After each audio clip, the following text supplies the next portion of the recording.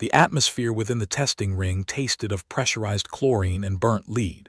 No error codes, no warning sirens, no digital bypass. The heavy alloy plates groaned as the pneumatic seals slammed shut, locking 24 candidates inside a subterranean vault built to turn advanced war gear into melted sludge. Chief Evaluator Malakar Tyran watched the main data screen from behind his three-layered glass viewing wall. His thick obsidian carapace plates did not shift as he gave the command to start the final purge cycle. Under his cold command, the oldest military school in the sector had never dropped beneath a perfect score. Then, a tiny human recruit took a rusty piece of iron out of her utility pocket. What we discovered inside that testing chamber was not a flaw in our software. It was an animal that did not care about our math. 3 hours before the first alarm hissed, the wide iron gates of the Deepwatch Bastion opened to let in the new collection of non-citizen candidates. They were the biggest, heaviest, and most dangerous recruits the frontier sectors could offer to the Alliance. The grand halls smelled of salt-crusted armor and wet scales as the long line crawled toward the intake docks. For 4,000 years, the Empire had used this exact fortress to sort the useful species from the weak. Their rules were clean. The math was iron. If a new world wanted to keep its local trade rights, its finest young warriors had to survive the standard trials inside the high-pressure kiln. Tyran adjusted his heavy breathing mask as the young soldiers walked across the stone floor beneath his viewing perch. His 6 compound sensory ridges twitched as they recorded the physical data of each body type. The list was full of grand numbers. There were 12 heavy-world Ursan troopers who stood 3 meters tall and possessed 4 redundant heart pumps. Next to them marched 10 long-legged reptilian fighters covered in thick, green overlapping plates that could bounce infantry fire off their chests.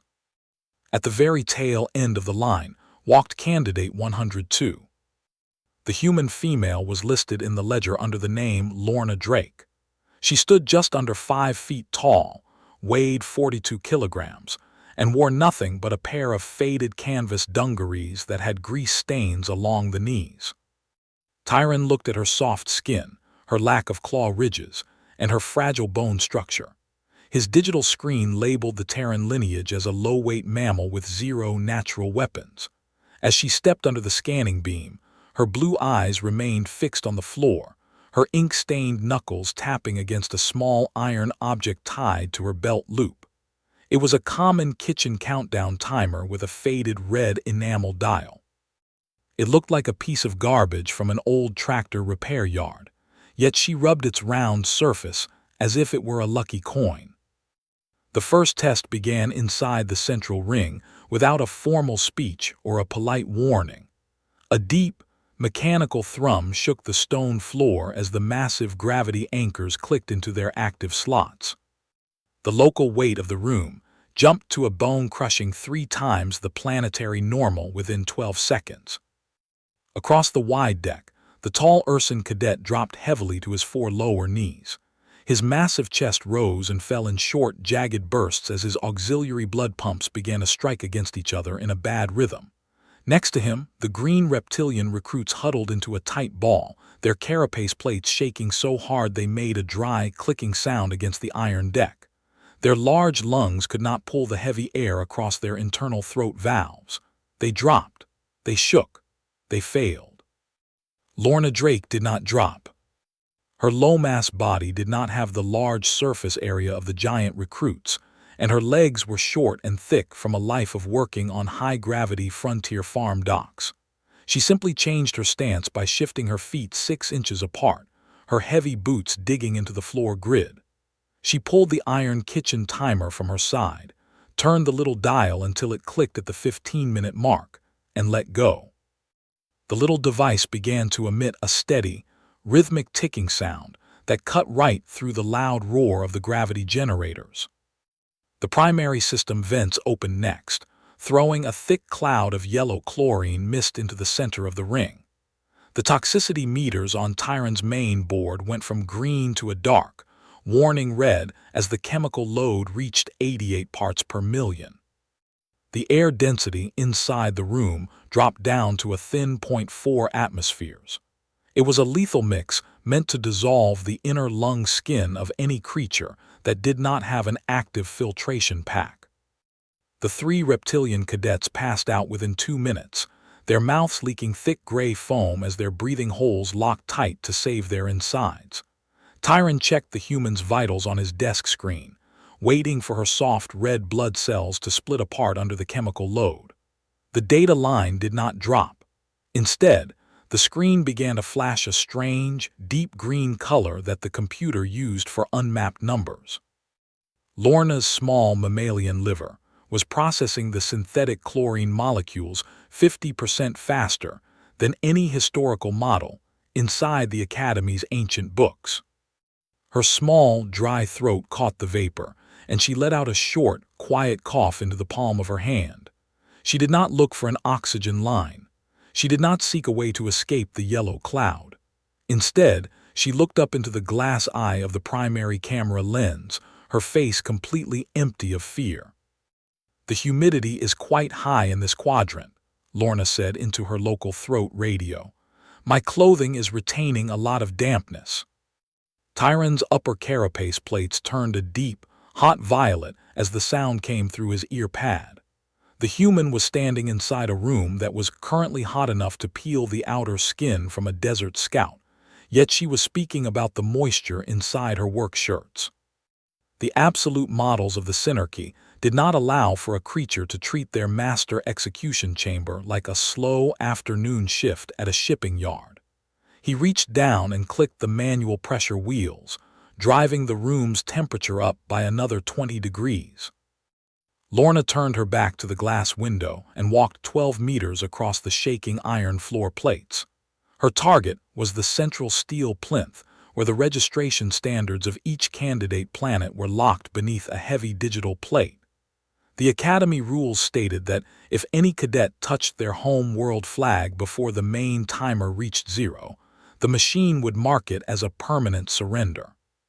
The heavy gravity field pressed down on her small shoulders with every step, but her heart rate stayed at a flat, cool 72 beats per minute. Before she reached the base of the metal post, she paused in the thick yellow fog. She did not reach for a knife or look for an electronic tool inside her pockets. She simply raised her left arm, looked at the red enamel face of her grandfather's old kitchen timer, and waited for the ticking to stop. The mechanical bell inside the iron dome let out a sharp, domestic ring that sounded like a loaf of bread was finished back on Earth. The human female grabbed the heavy iron base of the kitchen timer with both hands and wedged the thick metal edge directly into the small gap between the plinth's structural hinge and the main security gate. Her ink-stained fingers locked around the round dome of the tool. She did not use a plasma torch. She did not enter a security code. She did not ask for help. She simply threw the entire weight of her 42-kilogram frame against the iron casing, using the cheap kitchen tin as a raw, unyielding crowbar. There would be no calculation. There would be no simulation. There would be no recovery. With a loud, metallic bang that shook the viewing platform above, the solid alloy of the testing plinth snapped in half. The metal post had been built to take the direct impact of an anti-wheel missile, but it had never been tested against the crude physical geometry of a hand lever. The raw force of 35 newtons broke the internal latch, and the primary electronic safety circuit did not just fail, it blew out entirely as the wires ripped out from the stone base. The red hazard lights on Tyron's desk went dark, and the giant air pumps shut down with a low, dying whistle.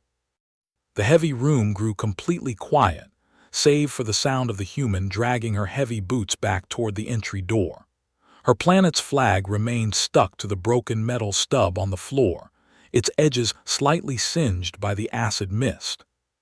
Tyron sat behind his glass wall for 5 minutes without moving a single sensory ridge. His species did not have the vocal cords to scream or throw things when their life's work vanished, so he simply watched the green error codes repeat across his dead screens. The High Council of the Synarchy did not print a public notice about the trial. Instead, they sent out Directive 92 Omega before the next solar week was finished.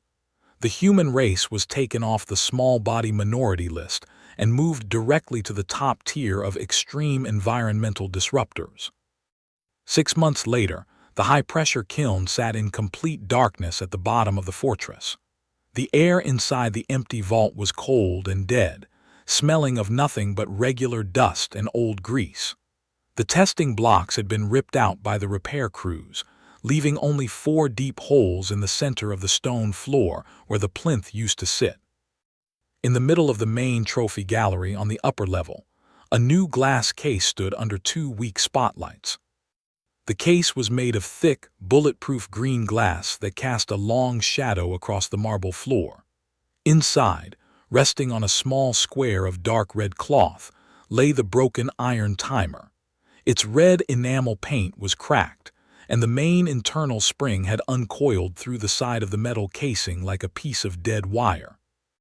Tyron stood by the glass edge with his hands behind his back, his gray carapace reflecting the dim yellow light from above.